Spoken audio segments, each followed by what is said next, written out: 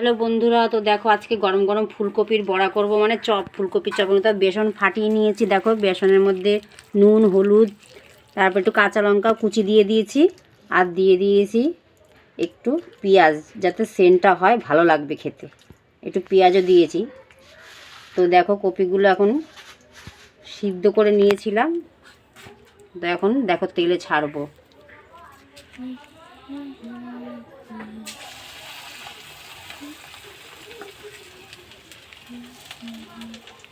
তো দেখো তেল গরম হয়ে গেছে, তেলে একটা একটা করে দিচ্ছি চপের মতো।